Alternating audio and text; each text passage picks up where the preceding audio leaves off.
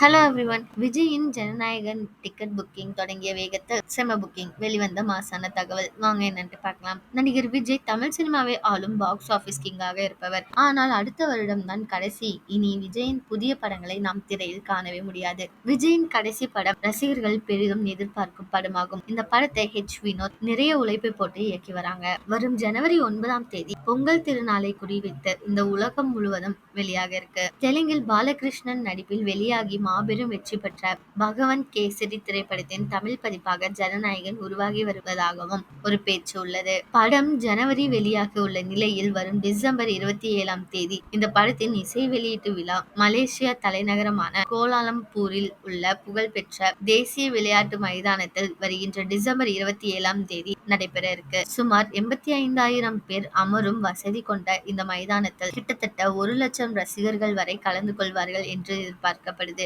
தற்பொழுது என்னவென்றால் இசை வெளியீட்டு விழாவிற்கு டிக்கெட் புக்கிங் ஓபன் செய்த 5 மணி நேரத்தில் 60,000 டிக்கெட் புக்கிங் ஆகிவிட்டதாம். இந்த டிக்கெட் புக்கிங் பார்க்கும்போது ரசிகர்கள் நிகழ்ச்சிகளுக்காக எவ்வளவு ஆவலாக உள்ளனர் என்பது நன்றாகவே தெரிகிறது. உங்களை யார் யாரெல்லாம் விஜயோட ஜனநாயகன் படத்துக்கு வெயிட் பண்ணிட்டு இருக்கீங்களோ அவங்கள கமெண்ட்ல சொல்லுங்க.